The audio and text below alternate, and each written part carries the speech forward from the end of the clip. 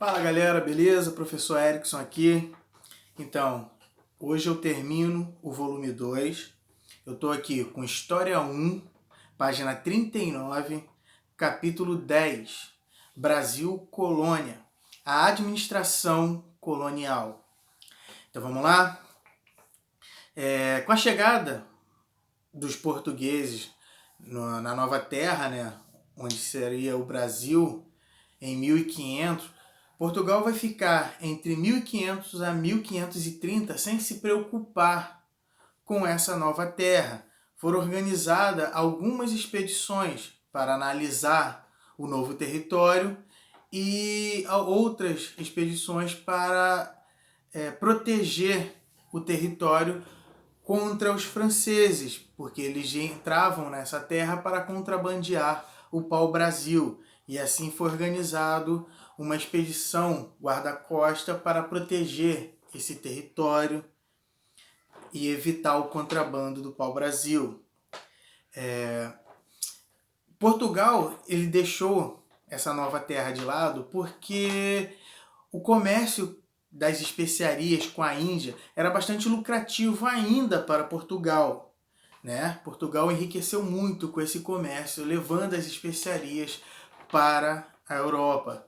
Só que Portugal ele começa a passar por um processo financeiro muito difícil. Ele começa a sofrer algumas crises financeiras. Primeiro, por causa do gasto excessivo com a corte, né, para manter o luxo da corte. Portugal gastava muito com essa luxuosa vida na corte portuguesa. E outra porque o comércio das especiarias começa a declinar, começa a cair o lucro de Portugal com as especiarias, porque Portugal ele vai abarrotar o mercado europeu com as especiarias, chegando ao ponto que era tanto produto que o preço começou a cair e Portugal começou a não lucrar com esse comércio, né? Não lucrar tanto como inicialmente. Então era chegada a hora agora de Portugal ver alguma forma de ganhar mais lucro com o Brasil, logo que o comércio do pau-brasil, apesar de dar um lucro, né, considerável para Portugal, não era de um grande expressivo lucrativo para Portugal. Então Portugal tinha que ver qual era a proposta e o que poderia ser utilizado nessa nova terra para gerar lucro, né? E foi então que inicia o processo de colonização do Brasil. Esse processo de colonização ele é caracterizado por um sistema que já era utilizado por Portugal em outras colônias, que era o sistema de capitanias hereditárias, que era a divisão do território da nova terra em vários terrenos, em vários territórios para serem doados para os seus donatários. Esse território seria doado a um representante, né, português que tivesse dinheiro, condições de se manter nesse território, né, nessa capitania, e ali desenvolver o povoamento e criar uma produção que gerasse lucro para Portugal. Em 1534 é fundado a primeira vila brasileira, ou seja, a Vila de São Vicente, no litoral paulista, que foi fundada por Martim Afonso de Souza, que foi o primeiro donatário. Ele recebeu esse território e ali ele fundou a Vila de São Vicente para iniciar um povoamento, né, como estava estabelecido, né, na carta de doação, que era o documento que representava a doação daquele território. Todos os donatários que fossem receber uma capitania teria que assinar esse documento, essa carta de doação. Existia outro documento que estabelecia os direitos e os deveres do donatário com a metrópole, ou seja, com o doador do território, que era chamada de carta foral, que estabelecia os direitos e os deveres do donatário. Só que por vários problemas, várias dificuldades para se manter nessa nova terra, fez com que o sistema de capitanias hereditárias não resultasse no esperado por Portugal, né? Alguns donatários não vieram para tomar posse da terra e outros tiveram bastante dificuldade e não produziram, não foram para frente com essa capitania, abandonaram as capitanias. Pouquíssimas capitanias deram certo, né? Mas isso serviu como um ponto de início para o povoamento dessa nova terra conquistada pelos portugueses.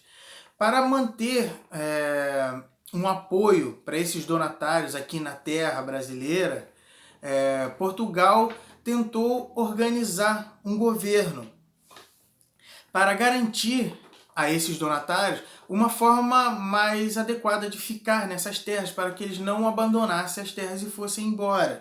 E assim Portugal vai estabelecer o governo geral, que tinha como objetivo centralizar o poder das capitanias, né? Dar auxílio militar para os donatários e auxílio administrativo para esses donatários, para quem recebeu a terra.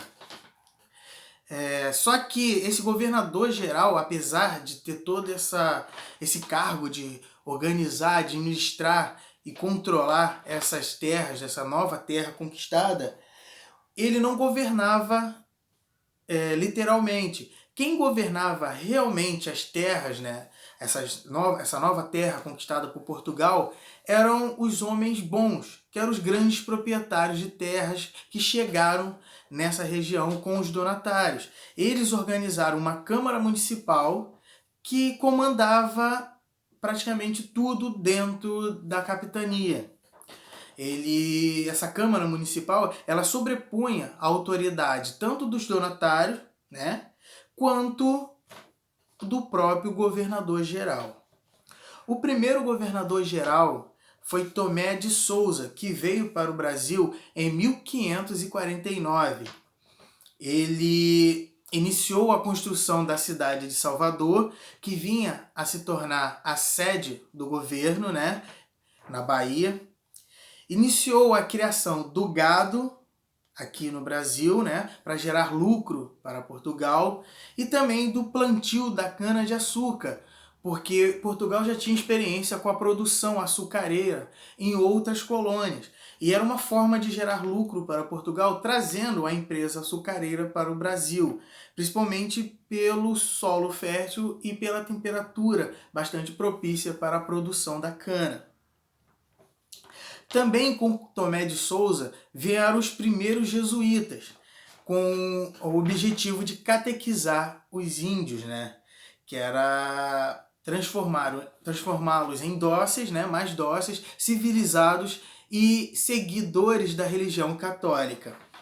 O segundo governador-geral foi Duarte da Costa, que chegou ao Brasil em 1553. Duarte da Costa ele teve bastante problema dentro da sua administração. O seu governo passou por várias dificuldades, vários problemas. Um desses foi um conflito com o bispo Dom Pedro Fernandes Sardinha. Esse bispo ele era contrário a algumas atitudes, né, de Duarte da Costa, como os maus tratos que Duarte da Costa tinha com o povo, né, de Salvador, e também pela ideia de escravizar os indígenas, logo que o bispo Dom Pedro era contrário à escravização dos índios, né? Além disso, teve também a invasão francesa nas terras brasileiras, né? Aqui na região da Guanabara, onde é o Rio de Janeiro e Niterói. E ele não conseguiu expulsar esses franceses, que iniciaram o processo de formação de uma colônia dentro dessa terra que pertencia a Portugal. Só com o terceiro governador-geral, que foi Mendes Sá, que chegou aqui em 1558 e ficou até 1572, quando morre, né?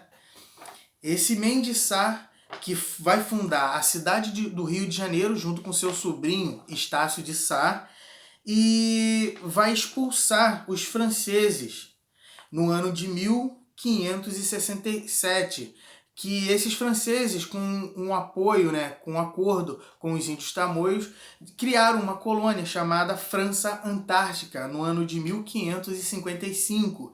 E com esse apoio dos índios, eles mantiveram bastante oposição aos portugueses aqui, ao exército português, que somente, né, com o poderio militar desse novo governante, né, o Mendes Sá, e do seu sobrinho, Estácio de Sá, eles vão conseguir expulsar os franceses e praticamente exterminar uma grande quantidade de índios aqui no Brasil.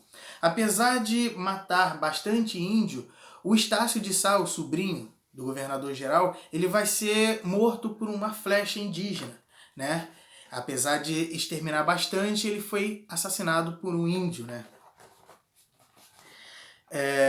Com a morte de Mendes Sá, Portugal tentou uma nova forma de organizar o controle administrativo dessas novas terras, para ampliar o controle dessas novas terras.